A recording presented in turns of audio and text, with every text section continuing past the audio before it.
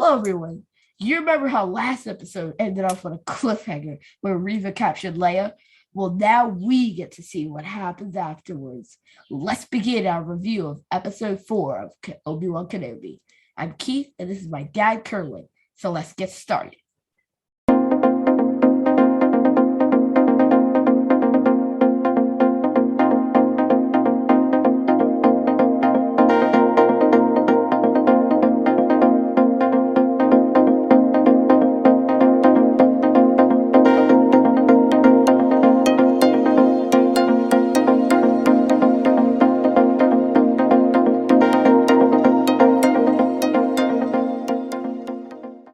Thank you, everyone. Welcome to Father Son Galaxy, a Star Wars podcast. We are here to do a spoiler review of episode 4. All right, let's get started. All right, we start off with Ben healing from his burn wounds in the back of the tank. And simultaneously, we see Anakin also healing his own back of the tank. Ben is on the planet Jabin. Yeah. Okay. And meanwhile, Leia is held prisoner by Reva. And Reva is interrogating Leia, but I don't know what information she's going to get out of a 10-year-old. Like, really? Yeah. Well, we're going to She must be desperate at this point. We're going to talk about that later on down the line. So let's move into the next scene. So there are new characters, right? 3 new characters. One is Roken, played by O'Shea Jackson Jr. Wade, played by Ryder McLaughlin. Sully, played by Maya Erskine. So let's get back to Roken. Roken. His wife, he plays a character whose wife, who is force sensitive, was taken away by the Inquisitors. Okay. So it looks like Wade and Sully and Roken, they're this little rebel cell who is looking to find some of these force sensitive people. Yeah. And Ben comes to them for help. Right. And Roken doesn't want to help Ben because Ben is, he's a Jedi. He's very dangerous. And if anyone were to see Ben with anybody else, that puts everyone in danger. Yeah. And that endangers the mission. But eventually, Ben and Tala just launched their own plan to find Leia. Right. So they head to Nur, which is a water moon, and the location of the Fortress Inquisitorius. So, Tala is still using her Imperial officer cover. She has access to the fortress and is getting Obi-Wan inside. But Ben's still trying to use the Force, and he's not as good as he thought he was. Not quite there yet, right? Yeah. Now Reva again is interrogating Leia, and she's looking for the location of the safe houses where the Force sensitive people are in hiding. And meanwhile, Tala's in the fortress, so Ben has to enter from the sea underneath, and then he finally gets the Force to work. He uses the Force to distract the stormtroopers. Mm-hmm. And meanwhile, Reva is trying to get into Leia's mind, trying to get her to tell her something. But, Leia's like, sure, I'll tell you right after I let my dad know. Exactly. And that set Reva off. Yeah, Reva was really bad. Yeah. And Reva resorts to torture a 10-year-old. Okay. I knew the Empire was evil, but not that evil. Yes. Okay. So now we just said that Ben infiltrated the fortress underwater, reminiscent of the scene in the Phantom Menace and the Revenge of the Sith, where he's using a scuba, the rebreather, right, where he's underwater and he gets out and he is walking around this Imperial station inside the fortress, and it's reminiscent of Ben in A New Hope, when they're on the Death Star and Ben is walking around, he's sneaking around trying to get to the panel where he can turn off the force field, right? The shield to lower the shields, right? So he's going around. Oh my god, I forgot. The tractor beam. The tractor beam. That was it. Exactly. So he's going around and he finds some stormtroopers and he does that thing where he flicks his fingers and uses the force to distract the stormtrooper, so that they move to another direction. So we see him do that. Okay. Yeah. Now, while he's actually trying to find Leia, he comes across a tomb. This is very disturbing. Yeah. And it reminded me of that weird experiment cell from the Mandalorian season 2. Remember that? I don't. Tell me about it. Yeah, those people in those cells who look like Snokes. like Snow clone. That was the Mandalorian? Yeah, Or that was in it the Mandalorian. okay? Why am I thinking of the Bad Batch on Camino? No, it was No? in both. Okay. I think. Okay. I don't Okay. know. Yeah, what They do that a lot. They show a bunch of people in cells. I mean, they did it in Civil War. okay. Okay. Now these are bodies of Jedi, force sensitive people, and younglings. You know, we even see younglings. I don't know why. Once again, did not think the Empire was that evil. Right. I don't. There must be holding these bodies for a reason, but you know, we'll find out eventually. Maybe they're those Snokes. Yeah, maybe they might use them for cloning. Snokes. Yeah, they could be using them for cloning. That's a good point. Okay. All right. Well, Ben finally gets to Leia. All right. And Ben is back with the lightsaber. Thank goodness. I mean, episode 3, we got to see his lightsaber, but he wasn't really fighting. He was blocking. Mm-hmm. But luckily, he manages to save Leia. But as they're escaping with Tala, then a window cracks. Yes. And Ben has to use the force to hold back the water from breaking through. And luckily, he runs and escapes just before the water manages to flood the entire area. Yeah, so there was a blast of fire that hit the windshield and cracked the windshield. Yeah, it slowly cracked and bent to hold it to let Tala and Leia escape. Yes, that was a very cool visual effect. And we saw the glass just continue to crack, and the crack is expanding, and the water is ready to come in, crash through. And Ben is holding the window as much as he can until Tala and Leia escape, and then he lets the water run, and of course, you know, those stone troopers are caught, and they're no more. They're no longer. I hope they have rebreathers. Yeah, well, I don't think they did, unfortunately. All right, so now they need to get off this fortress, right? Yeah. So go ahead. You know, the fifth brother and the fourth sister, they're back again, and once again, the fifth brother is blaming Reva for everything. Right. When he sits there doing some cushy desk job and drinking cups of calf every hour, and then he's like, Reva, you did something. I'm mad at you. Yeah. The fifth brother. Yes, he does a lot of just Reva. He does a lot of you did this wrong. Nothing. Reva, what are you doing? Reva. But what exactly does he do? I don't know. Me neither. Yeah. He does a lot more in Rebels. Oh, he does. Right. Okay. So now, all right. He just walks and looks cool. So there's a scene of Ben, you know, he's wearing this overcoat, and underneath his coat is Leia. Right? And he's trying to escape without anyone noticing that Leia is underneath his coat. And then he has a big lump on his right side. Right, exactly. But Reva is smart. She calls out Kenobi's name, and everybody stops. And now, well, what do we do? And then all of a sudden, we see these T-47s. Yeah, they came back. Wade, Sully, and Roken, they're back. Yes, the T-47s are the snow speeders. Right, the Empire Strikes Back. Yeah, very interesting to see those. Yeah, so these snow speeders, they come in, they start blasting. They give Ben and Tala and Leia enough time to jump on the snow speeder and take off. Unfortunately, Wade is a casualty. He was not able to make it because Reva threw an explosive at him. Right, threw an explosive at the ship, and then Wade is gone. Okay. So, but like I said, Ben was able to escape with Leia and Tala, and they're back on their base.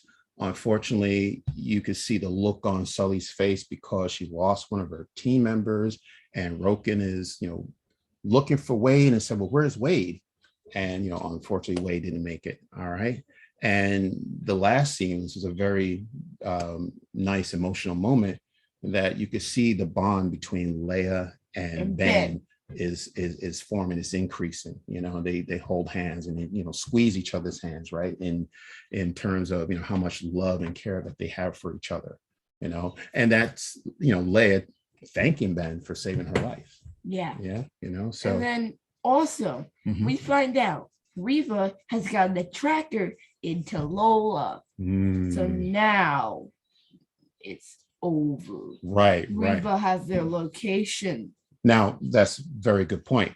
Now, when Ben escaped, right, Vader was mad. Vader just starts force-choking Reva. He is marching over to Reva. He is upset. He's angry. he grabs Reva with a force choke and lifts her off the ground. And, he blames her for letting Obi-Wan go. And she says, no, but I have a tracker. And then he lets her go. And so, a tracker, are you sure there's a tracker on the ship? She said, yes, there is. And I thought she was lying. Well, turns out that she was not, because we saw a light come on Lola. Yep, a red light. Leia's her eye is blue, but then it turned red. Right, Leia's little toy. So that's how the episode ends. So just some comments about the episode. So basically, it just seems like something that we've seen time and again that Star Wars does well. Is you have heroes trying to infiltrate an imperial like area or infiltrate an imperial base, or facility, and they're sneaking around. They're trying to find a way to escape, and they get caught. Yes, they get caught, but eventually they escape. Yeah. I want to talk about the three new characters, right? So, fun fact: O'Shea Jackson Jr., right, is the son of O'Shea Jackson Sr., who is Ice Cube, known as Ice Cube.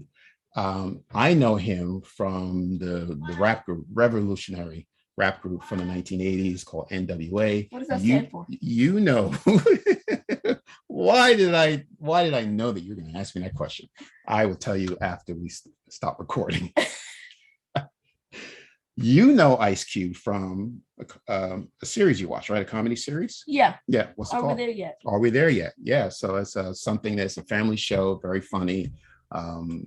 On the Roku channel. I believe he's the executive producer of that show, as yes. a matter of fact, right? And if you're wondering what Roku, Obi-Wan, and Star Wars have to do with each other, now you know. Now you know, right? So that's the connection. And Maya Erskine is also a very popular writer. Actually a popular actress. She's also a writer. She starred in a show called Pen 15. It was a Hulu series. So she is very talented as well. Yeah. All right. Okay. Now I want to talk about Reva. All right. I get the impression that Reva saw a lot when she was a youngling. Okay. And what happened in Order 66? I think she saw a lot going on. So I think we saw her in the little flashback in episode 1.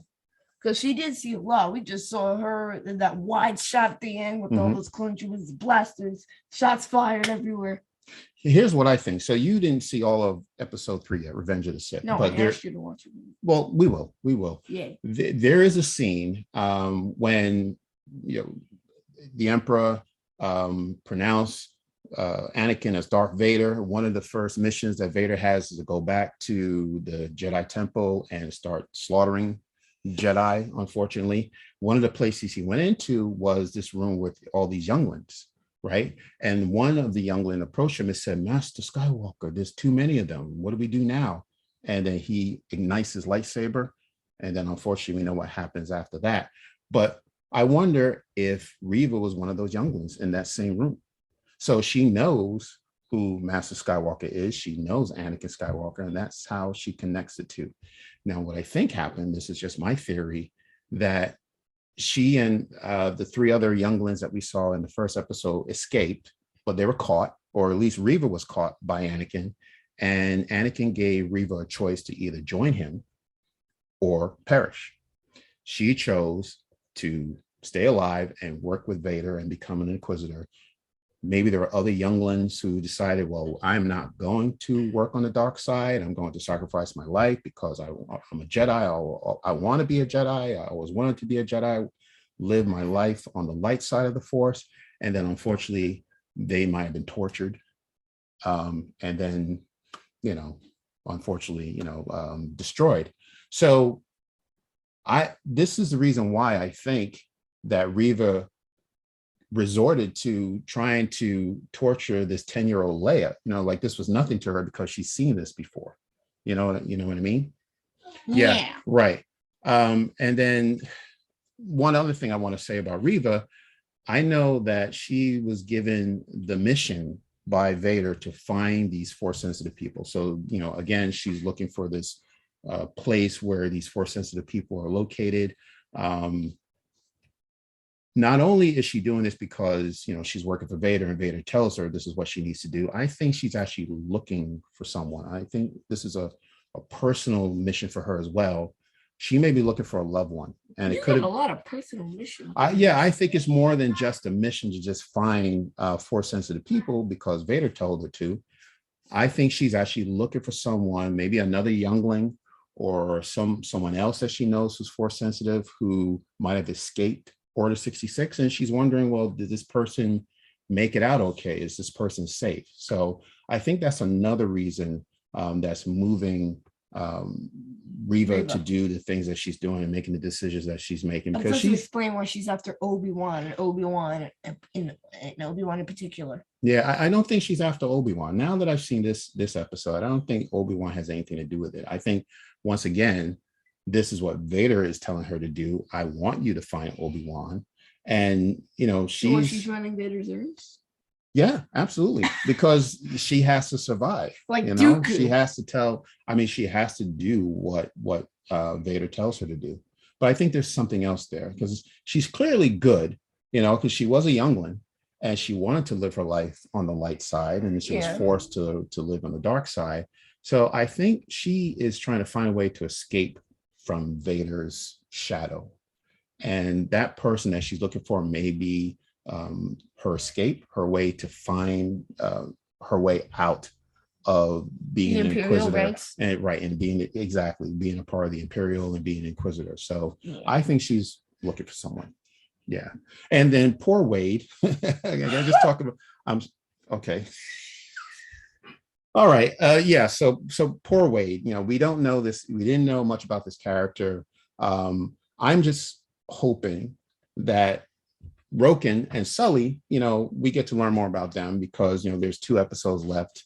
They're being played by, like I said, popular people who've had, prior experience in other movies or series. So I hope we get to learn more about Roken and Sully in the next 2 episodes. And I think the reason why we're going to see more of them is because they're new characters. They're driving the story now because we know what's going to happen to Obi-Wan. Obi-Wan's going to make it out. Yeah, he has to survive the show. Right. Leia's going to be fine. So the stakes now is between Tala, Roken, Sully, and Reva. Right. Yeah. So I'm just looking forward to seeing what happens. And I guess the Force sister. Nobody knows. I don't know what happened. Yeah, I guess. Yeah, I don't know her fate. We're gonna have to she doesn't talk much. So is the Force sister? Is she a brand new character, or is she appeared in the comic books? Or I think she was in the comics. Okay, so we'll need to go back and look at what happened to the Force sister. Yeah. All right. Okay. So that's it. So that is our review, a spoiler review of episode 4. Do you have anything else you want to add? No. No? Okay. All right. Where can people find us? Apple Podcasts, Spotify, Stitcher, Radio Public, Amazon Music, Audible, or wherever you get your podcasts. Okay. All right. We also have a YouTube channel. Please subscribe if you have not done so. We are trying to get to 501 subscribers, right? We have a free poster for you. If you're our 501st subscriber, we're trying to get our numbers up. So if you could please hit that subscribe button and help us out, we would really appreciate it. Right. And you might get the poster from our giveaway. Yes, exactly. Right. If you're our 501st subscriber. Okay. And then we also have a website. FallenStateGalaxy.com. And we're also on the socials. Yeah, Twitter, Facebook, Instagram, the usuals. All right. Okay, then. Thank you very much for this review of episode 4. We can't wait for 5. Until next time, take care, and we will see you again.